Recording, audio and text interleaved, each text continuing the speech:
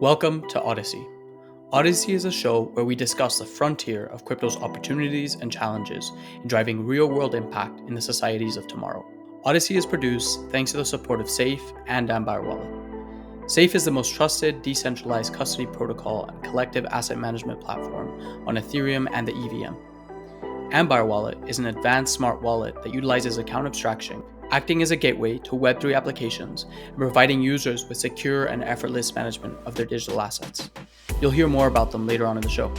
Let's get to it, friends.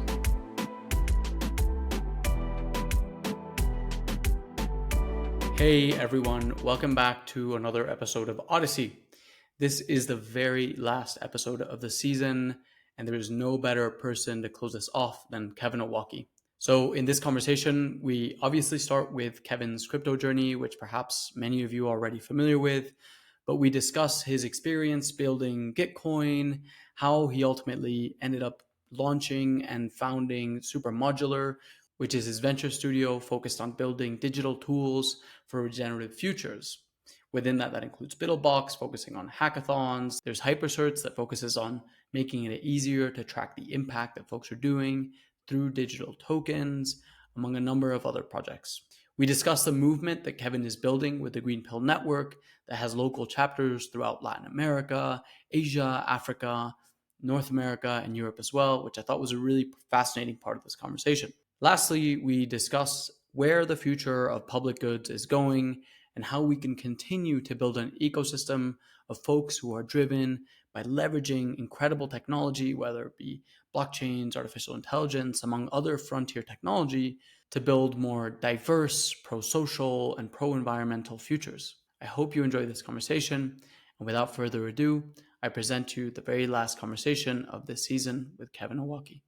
So great to be here. What's up? How's it going? It's going great, man. It's going great. Really excited to dive into this conversation. I know there's a lot for us to jam and explore on. But before we do that, would love if you could just give us a quick intro of who you are, the man that needs no introduction, and really, but what else, what are you working on currently, and what's going on in Kevin's universe? Well, so hey, I'm Kevin Owocki. I have a bachelor's degree in computer science from University of Delaware in 2006.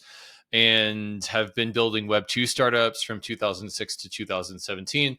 In 2017, I founded a project called Gitcoin, which eventually went on to fund $50 million worth of Ethereum ecosystem, public goods, and other public goods for the ecosystem and for humanity writ large.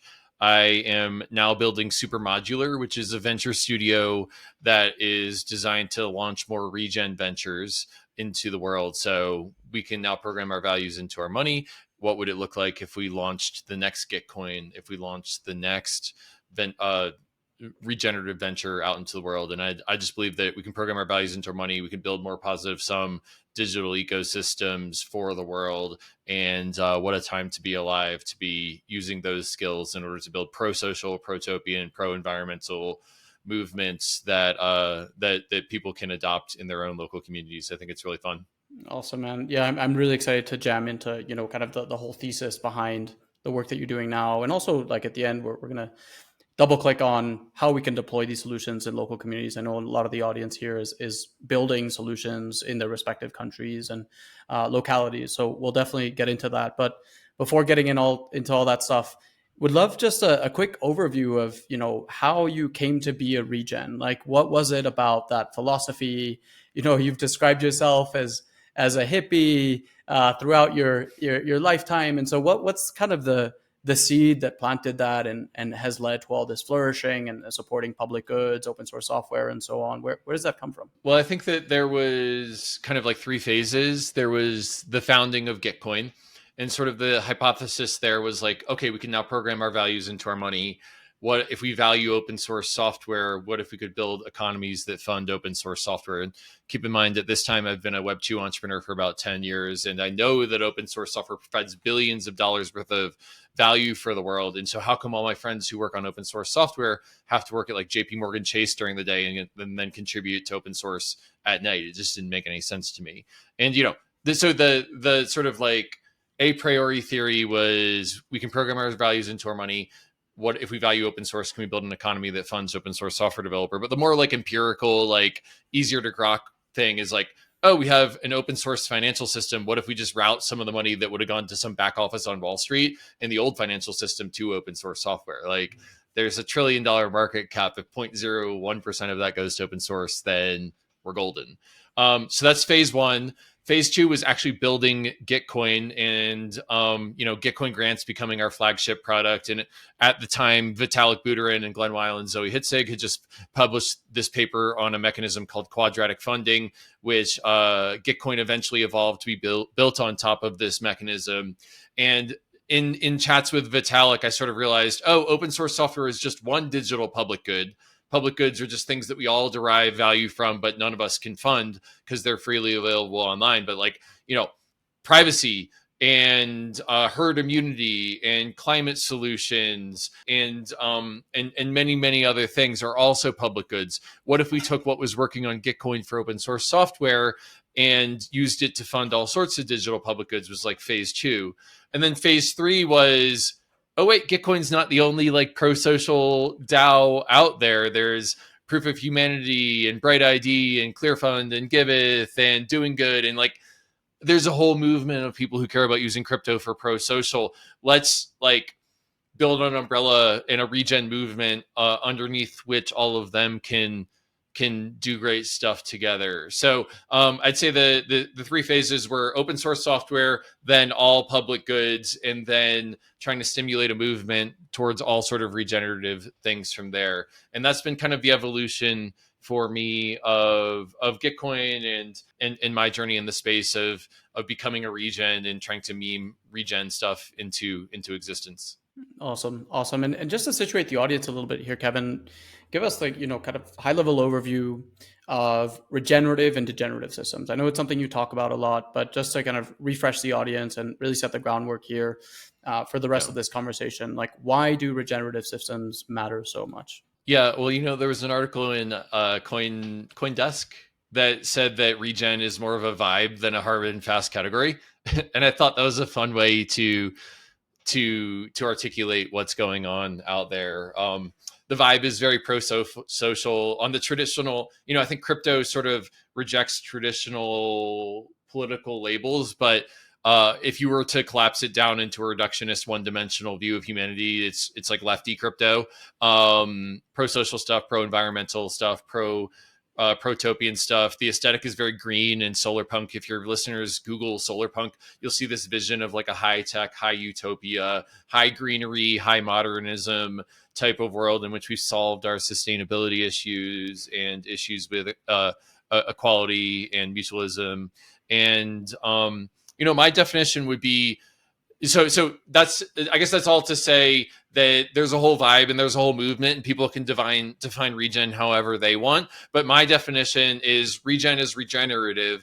It means that your resource capacity in the system goes up over time, as opposed to degenerative, where it's degenerating, it's going down over time.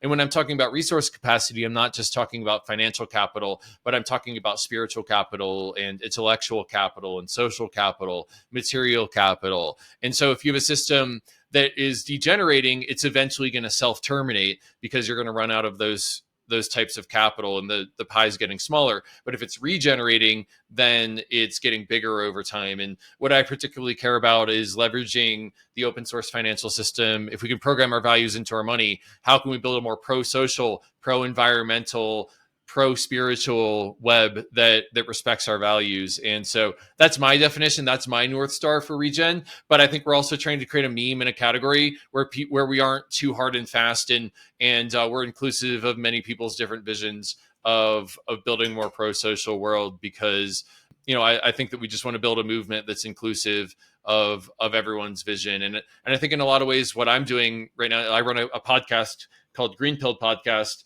that's all about trying to channel greater combinations of strength and intelligence coming together. And I think that's one of the beautiful things about my role in the space now, is that I just find some of the top founders that are working on this stuff, and I give them an audience, and I get them connected to the Gitcoin audience, and that channel of greater combinations of strength and intelligence coming together is I think the highest thing that I could be doing in the world. And yeah, so that's how I think about the regen movement. Awesome. And I love that, you sort of rounded that off with there is no one definition of regeneration, right? I think regeneration will look so different in so many different facets and so many different forms of capital, right? And so we oftentimes have one vision and perhaps it can be painted as this sort of solar punk future, but being able to really celebrate and look at the other forms of, emotional, spiritual regeneration is a whole nother thing. And we actually, before this, we'll have John Ellison from ReFi DAO, who talks a lot about self-regeneration in order to regenerate the earth, right? And I think that that's such an important part of the conversation that doesn't necessarily happen all too much. And I love that with Greenpill, what you've done, one, you built this audience that really emanated from a lot of your work at Gitcoin. And now you're saying, I want to give folks who are really building these incredible systems a platform and a voice.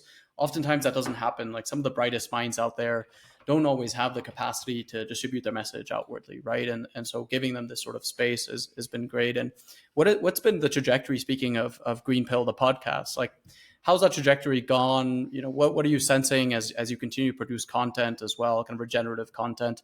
How do you feel about the podcast and what's going on there? Right. So you can check out the podcast at greenpill.network. And that's basically been sort of the mimetic capsule for building a more protopian Web3 as a green pill. Like you take the green pill, which is, trying to manifest the future.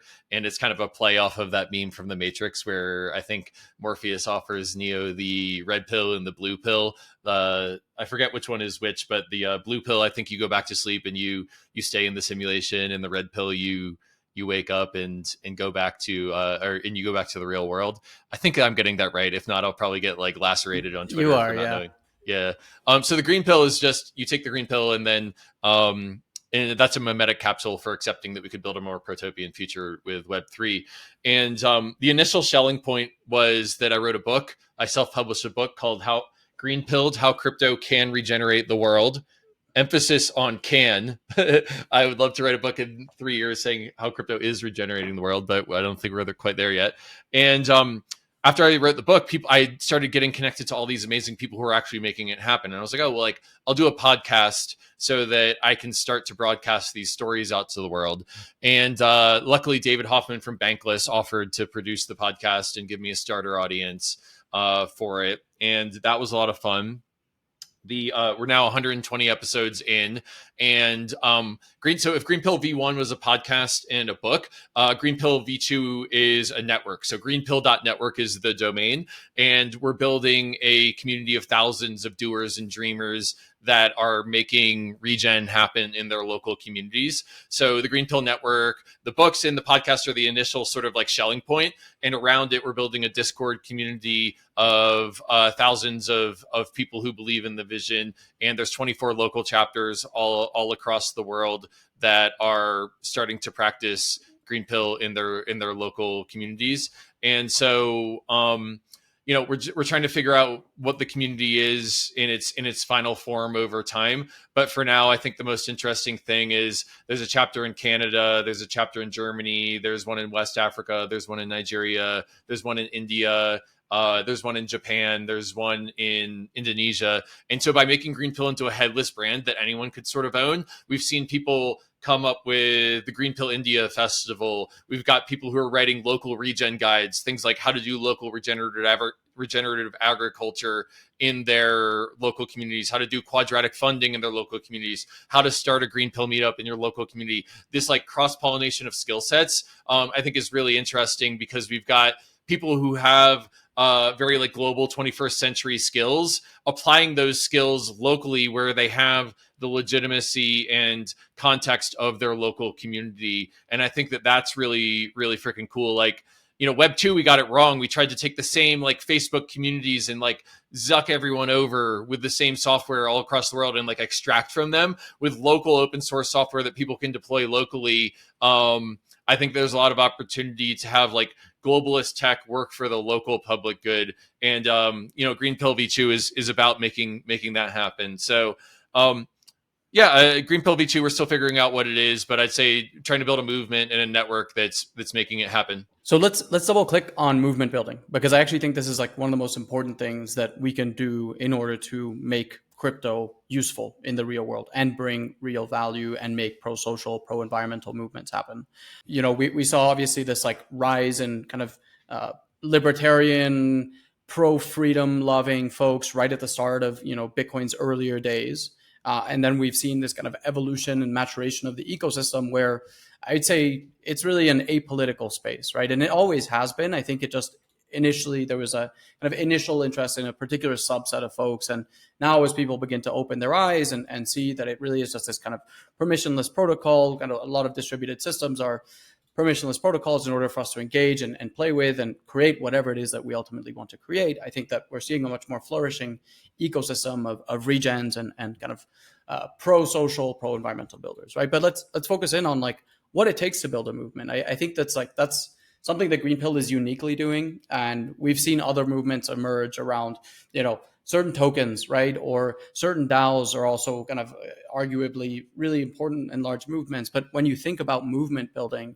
and at the same time trying to build this sort of like headless brand, what's the thought process that goes into that as you think to kind of evolve Greenpill network further and further and the maturation of it? I know it's an emergent process, I'm sure, but what are kind of some of the principles you think about as you're building out this ecosystem? Oh man, that's a good question. Well, for those of you who can see me on video, I'm a software engineer, and I think that I sort of like talk in my mannerisms are like a software engineer, and I think that gives me a certain amount of legitimacy with a certain subset of people. But when it comes to like social environments, I'm as introverted as the like the stereotypical software engineer, and so when it comes to movement building, I think that I'm very much figuring it out as I go along, and I don't have a playbook. I feel like I don't know if I have the EQ to like totally be building the movement. But one of the things I found, and this is just through trial and error, is that start with why.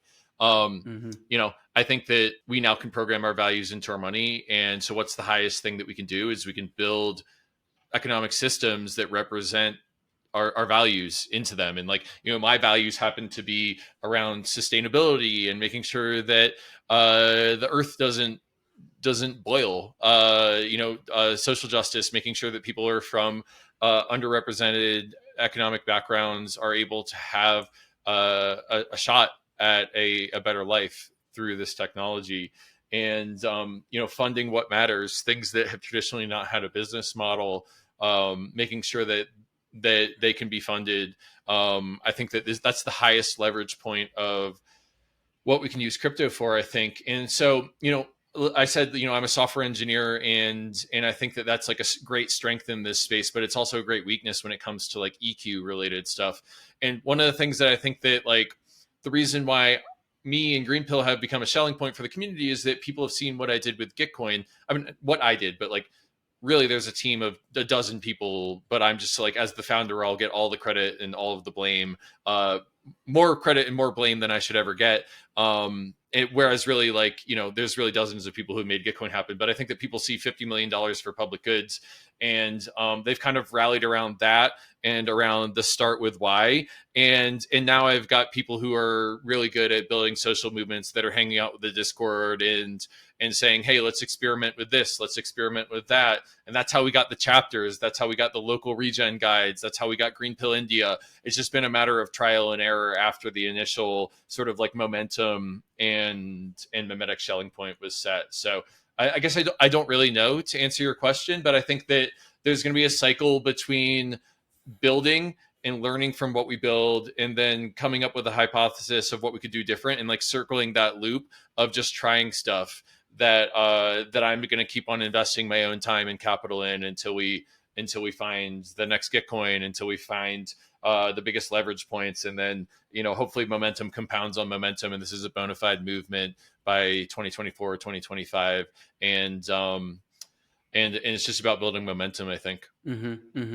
Yeah, the kind of compounding effects I think will be huge. And so you mentioned there's a lot of learnings coming out of these local chapters, and I think that's like particularly something that is missing, especially and this is one of the things I love about the Odisea audience is we've got folks who work at some of the biggest crypto protocols, and on the other side we've got some local communities that are literally putting seeds in the ground and doing the work when it comes to regeneration, right? And so let's talk about the local communities. Like what are you learning? What are you seeing? How can we continue to bring energy and resources? I know you ran a quadratic funding round for the local Greenpill chapters recently as well, but what are kind of the needs that these bigger kind of global projects can provide local communities? Yeah. Well, first off, I'll say first, do no harm. So we're not going to Zuckerberg ourselves in and provide the same software to everyone across the world and then extract from them, right? So I think that there's like my a priori sort of theory is that we've now got world class open source software that anyone can deploy in their local community. So you've got cutting edge tech, and then you've got people who are embedded with local context, local legitimacy, and local relationships. And so, what if we empowered those people to experiment in their own communities with what's working, and then write a local regen guide about what's working in their own community and cross pollinate across all 24 chapters? And I think that that's really kind of as far as we've gotten. The chapters are only a couple months old at this point. And so, what I would love to do is, by it's July 2023 right now. In July 2024, I would like to have experiments in creating a local chapter, and just setting that social selling point where people keep showing up and talking about this vision of doing more regenerative crypto. That social layer is like the base layer, I think, of these chapters. And then from there, we start channeling funding into the local chapters, and they can start to run quadratic funding rounds, retroactive public goods funding rounds, conviction voting. We can experiment with a lot of different mechanisms where they can start to organize their meetups, public goods. And then from there, I would really be tickled pink if we can start to deploy capital in those local communities according to what's got legitimacy in the local community, and funding local communities' public goods from there. So, to answer your question, I think that we're very much kind of making it up as we go along and feeling things out over time. But I think that the first thing is the social layer, and establishing that rapport in the impact network that's local. And then the second thing is starting to channel some capital into the local chapters so that they can start deploying according to whatever their local needs are. And that's about as far as we've gotten. But we have run a Greenpill quadratic funding round. The main Gitcoin round has funded Greenpill.network, and then Greenpill.network ran a QF round in which all of the local chapters are funded. So all of the local chapters have on the order of a couple $100, maybe a couple $1,000 that they can start deploying either for their own chapters public goods, but eventually hopefully in their local communities public goods. And so it's kind of fun. It's like quadratic funding on quadratic funding until it like fans out into whatever is the most legitimate locally. And I'm curious to see how that develops and evolves over the next year. Probably 60% of it won't work, but the 40% that does work, we're going to double down on that, cut our losses on what doesn't work, and then fractally we'll keep iterating until crypto actually is locally regenerating local communities. And so I guess that's a long way of saying I don't know, but that's how I'm thinking about figuring it out. And I think that space of not knowing is like perfectly acceptable, given we're literally at the frontier of thinking about how do we go past these sort of behemoth coordination structures, these Web2 platforms, these nation states, right? So experimentation is such a core part of this whole movement, and really glad that you're sort of taking that into account. And I know you've talked about a quote previously with Buckminster Fuller that says like, we eventually make the right decision after we try all the bad ones, right? And so part of and we don't know what the bad ones are unless we try them. So I think that's just super commendable, and really excited to see you, as you said, like layer on even these rounds of quadratic funding and so forth. So looking forward to seeing kind of what emerges there. Switching gears a little bit, I'd love to talk about, I know you're a builder at heart, and from, all the work you did in Web2 and then Gitcoin, you're spending a lot of time building now. You've got Supermodular, which is, the project you're really putting a lot of energy towards today. Like, where do you see Supermodular fitting into, and give us the context of what Supermodular is, what you're doing there, and where do you see it sort of fitting into this kind of local regeneration and building a bridge functionally is kind of the way I see things. Yeah, for sure. Well, one of the fun things I've started to do is just to name different projects that I'm building after game theory concepts. And, like, for example, Gitcoin's conference, back when I was at Gitcoin, we named it Shelling Point.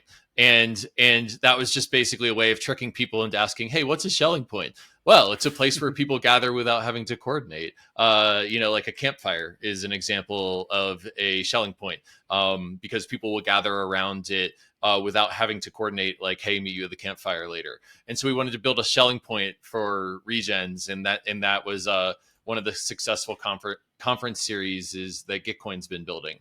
And so when we were going to name the company, I was like, oh, let's name it after something in game theory. And Irina, who's our corporate counsel, said, hey, let's call it supermodular. So supermodularity is this idea that you build pieces of software that are modular, which just means that they have like well-defined boundaries around them. They have their own contained leadership and things that they do well. And then you build them so that they can interface with unforeseen future pieces of software around those interfaces. So like the Unix philosophy is an example of a super modular ecosystem where I can use, if you're a software engineer, you'll know what these words mean, but if you're not, then just bear with me. Like you can use sed and awk and get and cat and vi. Like these are all modular pieces of the Unix ecosystem, but together you can string these components together and build something that's more than the component of its parts. So super modularity is 1 + 1 = 3. A modular ecosystem is 1 + 1 = 2. A super modular ecosystem is 1 + 1 = 3. A submodular ecosystem is 1 + 1 or 1 + 1 = 1.5.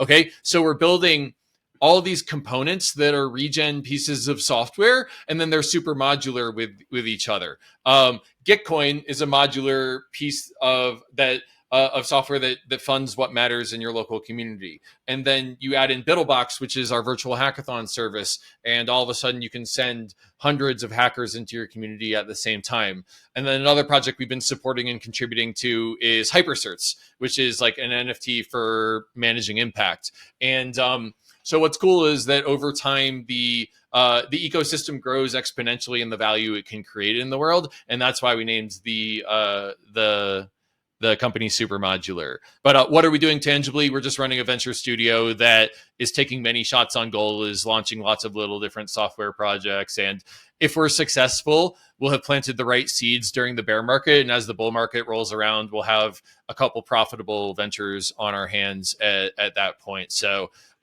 Supermodular is just a venture studio that's looking to realize this goal of a more regenerative digital frontier. And the way we do that is by launching lots of little software tools that interoperate with each other, that advance our vision. And ideally, we're doing it at the highest leverage points that we can find. And that's kind of where the Greenpill podcast comes back in. I'm talking to all the smartest people in the ecosystem looking for those leverage points. And then we place bets at those leverage points.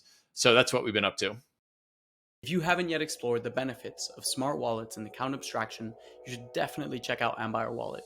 It is the wallet you wish you had when you started your crypto journey. Ambire works with all EVM chains out there, the layer 2s like Arbitrum, Optimism, Polygon, but also non-Ethereum ecosystems like Avalanche and Phantom. You'll never have to spend your valuable ETH again, because Ambire Wallet lets you pay for gas in stablecoins, one of the many perks of smart accounts. The web application of Ambire Wallet offers a number of fiat on-ramps for seamless conversion of fiat currency into crypto. And if you prefer self-custody with a safety net, you can recover a lost Ambire Wallet using an email, address, and password, without giving the Ambire team any control over your funds. Ambire Wallet is available on both mobile and web platforms, providing a range of features including a gas-saving mechanism, effortless integration with multiple dApps, transaction batching, and more cool functionalities to enhance your digital asset management experience. Stay tuned, as an extension of Ambire Wallet is coming soon, TM, to expand its accessibility even further. Want to get your hands on the Ambire Wallet? Check it out at ambire.com. And now, let's get back to the show. Awesome. So, just speaking of venture studios and public goods, and making just like creating self-sustaining business models as well. Like, I think oftentimes a lot of folks stray away from public goods because they feel that there's an opportunity cost for them to focus on a project that is, say, open source or a public good, right? So when you think about Supermodular sort of model for sustainability over the long run and regeneration over the long run, where do you see these sort of market forces of public goods, open source software, and long-term viability? How do you sort of think about that in order to create kind of this successful, financially viable project? Yeah, I mean, I think that, the Web 2 mindset that I think that we have to unwind is that I was talking to a VC and they were like, when I hear someone talking about impact or public goods, like they have a ponytail or something like that. I inevitably think this person's just going to lose my money. Yeah, we're both playing the part right here. Yeah. But I think that that's one of the things that we have to unwind in this in the Web3 ecosystem is this immediate cynicism that like impact can't be something that you can make a living doing, and that it can't be something that's profitable. And so, I think that what I would like to see, the ultimate articulation, if I'm successful and if optimism is successful and Giveth is successful, is that you make money by having impact.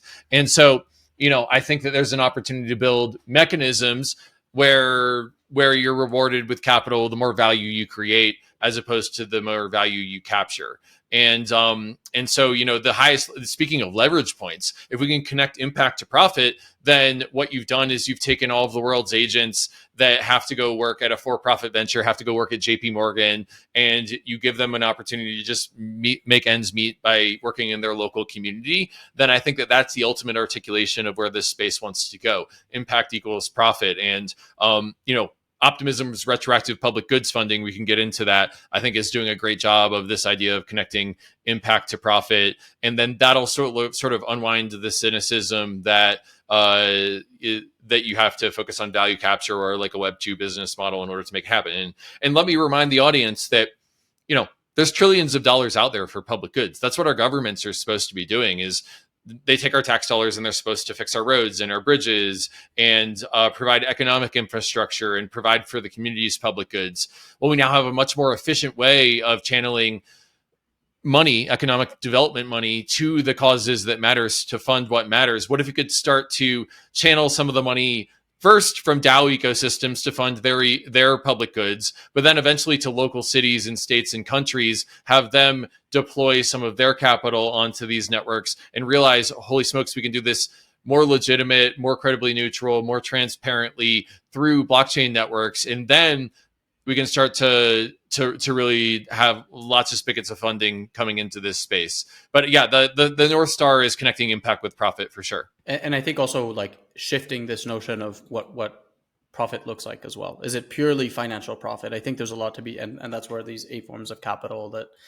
Gregory Lando talks about often as well, right? Mm-hmm. Is like, let's shift away from just like purely financialized profit to maybe there's a lot of kind of emotional profit that comes from connecting with, like-minded regens through Greenpill networks, for example, right? So for sure, I think that is key part of this equation. And you mentioned optimism's retroactive public goods funding. Let's talk about kind of the ecosystem and ecosystem building. There's a lot of folks really trying to continue to push the agenda and the envelope for public goods in this space. And how collaborative do you feel kind of the public goods ecosystem is today? How can we continue to foster more cross collaboration and cross pollination across each of these different projects that are emerging in the space? Yeah, I've been really inspired by what has happened at the base layer of the Ethereum ecosystem.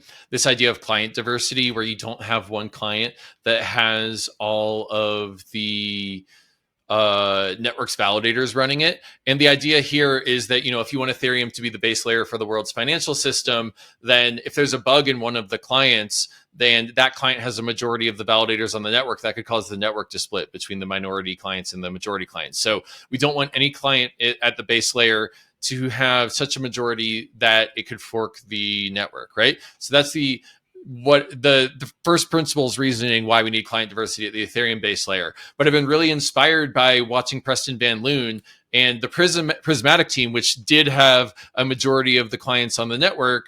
I've been really inspired by them not getting upset when people are like, move off of Prism because we want to have more client diversity. And so it's that social interop of, hey, Prism and Lighthouse and Nimbus and all of these other clients are meant to, they're a channel for the Ethereum network, and they're not like for-profit businesses that need to elbow each other out for market share in themselves. I've been really inspired by that vision and what I've seen modeled by Preston Van Loon and other people at the client layer. And so what if we took that and we applied it to public goods. The same arguments apply. We don't want to have one software system or one government that has a monopoly over the world's public goods. You want to have multiple mechanisms that are hopefully supermodular with each other, that are all supporting an ecosystem of public goods together. And so Oren McMillan and I, we were talking about this like 2 years ago at DevCon, because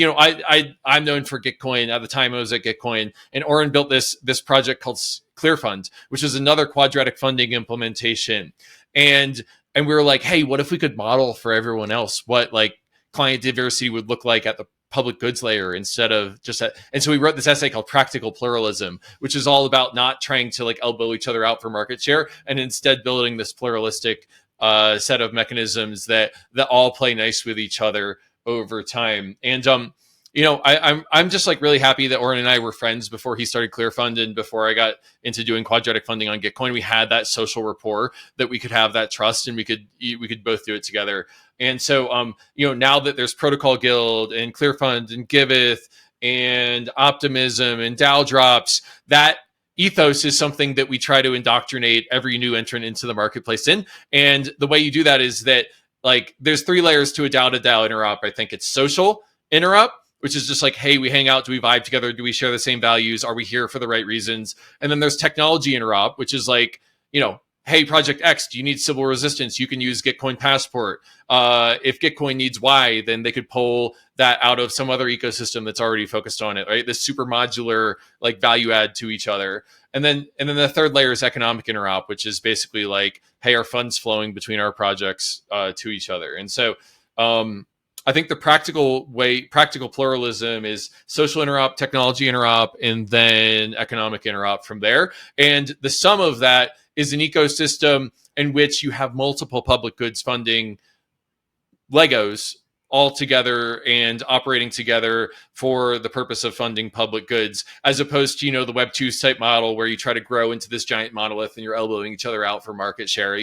We're recording this right after Zuckerberg and Meta launched Threads, I think it's called, which is just a Twitter competitor. Imagine a world in which there was no big walls between these tech empires, and instead they were all just interoperating with each other. It would be better for the consumer, and it would be better for I think our technological substrate, for people to be able to move between networks without having a lot of switching costs. And so, yeah, anyway, TLDR, Google Practical Pluralism if you want to learn more about the philosophy of public goods tools working together. Awesome. Yeah. Speaking of Threads there, yeah, I'm sure you've seen the privacy concerns with regards to the amount of data they're extracting. It's like your biometric data, your health data. Obviously, like they're tracking like every step you take. And again, it's just like this extractive philosophy of give us all your data at the end of the day. And that's, the end goal for a lot of these Web 2 companies. So, all right. So ecosystem, let's stay in that lane. What do we need to build? What's kind of like key missing infrastructure? You've mentioned Sybil resistance. You've mentioned sort of different funding streams, but how can we continue to bring, and when we think about these local communities and when we think about kind of the wider ecosystem, what do you really feel is missing to continue to build these more pro-social movements leveraging crypto? Safe, previously known as Gnosis Safe, is a decentralized custody protocol securing $60 billion in assets today. It is establishing a universal standard for secure custody of digital assets, data, and identity. Safe is on a mission to unlock digital ownership for everyone in Web3, including DAOs, enterprise, retail, and institutional users, both through their Safe core account abstraction infrastructure, and of course, its flagship product, the Safe Wallet, the wallet we all know and love. Start using Safe for building on top of the Safe core account abstraction stack by visiting safe.global. And now, let's get back to the show. Yeah, there's 2 leverage points that come to mind for me. The first is connecting impact to profit. So things like Optimism and Giveth and Gitcoin and ClearFund, where if you're building a pro-social venture, you don't have to go out and seek VC. And instead, you can just fund it using Retro PGF and Gitcoin and ClearFund and DAO drops. And, the plurality of things that connect impact to profit, I think, are important. I'd also put hypercerts into that category. Another high leverage point that I see is Sybil resistance. So basically, Sybil resistance is basically sock puppet resistance. And the whole idea here is, what if we could move from one token, one vote DAOs to one human, one vote DAOs, or have human identity as a primitive on chain, such that you could limit airdrops, or you could limit voting such that people who have a lot of capital cannot purchase an outsized influence. If we want to onboard the world's majority into these systems, which, maybe we do, maybe people think they do, but I think it would only be responsible to do that if they're more democratic at that time. And the reason for that is that the majority of the world, their financial lives is their communities and their jobs, and they don't have a house in the Hamptons. They don't have capital that they can deploy. And so, I think we have to build more democratic systems to onboard people into the ecosystem. So fund public goods. Impact equals profit. Sybil resistance is another leverage point. And the third is I think it would be great if people could earn their first crypto instead of having to buy into some shitcoin in order to get into the ecosystem. So those are kind of three leverage points that I'm building towards, but there's probably others that I don't see. If you go to Vitalik's blog, then you'll see that he thinks that the leverage points are what he calls the three transitions, which is layer 2 scaling, wallet security, and privacy. I would agree with those transitions, but those are well covered elsewhere. The ones that I'm focused on is builders earning ETH, not getting not just buying coins, and then Sybil resistance, and then impact equals profit are my three transitions. Awesome. So speaking of building and your transitions, what do you, what does this look like practically speaking? And how are you looking to kind of roll these solutions out in the work you're doing? We're going to do it in a super modular way, man. Let's go. Yeah, I mean, I'd say Gitcoin is our venture that's trying to connect impact to profit. Buidlbox is a venture it's a virtual hackathon platform that's channeling hundreds and thousands of builders into the space. So check out Buidlbox. And then Gitcoin Passport is working on the Sybil resistance layer of the stack, and doing it in a scalable way, but also a way that respects people's data sovereignty and their privacy is also a quite important thing. And so, those are the three ventures in our venture studio that are working in that space. And I'm just trying to support those builders as much as I can within the constraints that I've been given by, legal and finance and technology and all that kind of stuff. So, what's fun is the first cycle of Gitcoin, I was coding 10 hours a day, and now I get to be a meme lord and a network connector and be in a supportive role instead of a driving role. And that's been quite a transition for me, but it's been a lot of fun also. Awesome. I love that, man. No, I'm big fan of, everything you're producing, from the software itself through to the content to, and, the conferences and so forth. So we've been in a bear market for quite a while, and for the folks that are still sticking around, hats off to you. But let's talk about kind of advice for the regen builders. It can be tough, right? I mean, a lot of VC money generally, as you mentioned, isn't necessarily amicable towards thinking about public goods and pro-social movements. But, what advice can you give folks where things stand today, and what's the North Star we should kind of keep, or the many North Stars, right, in a pluralist mindset that we should kind of keep in our hearts as we continue to build and focus on really leveraging crypto, right? I think oftentimes in the media, it's not necessarily kind of the brightest outlook out there, but we know, and a lot of the folks that are listening to this content, the content you produce, and a lot of kind of the crypto Twitter circles and Discord communities are heads down building. But, what's going to keep us going? What do you see us really continuing to work towards and keep the movement and momentum going? Well, I mean, before I answer, I just want to recognize my own privilege in being a white middle-class guy from the United States that has a computer science degree, right? I'm really employable probably as a software engineer, as a backup plan. And I just want to recognize that not everyone else out there has that. But I do think that, those software skills were something that I built and I worked really hard at over 10 or 15 years. It's not like I inherited them or something like that. I don't know, the bear markets, you just have to be really scrappy and make something great happen without a lot of resources. And, I think that being a cockroach that's unkillable is kind of what I've always tried to do in the bear market. Cut your spend down and survive as long as you can. And listen, look for the high leverage points, look for what's hot, and be persistent, keep trying things until you know what's working. And, let me just tell this story. Gitcoin is my sixth side project that I launched between 2015 and 2017.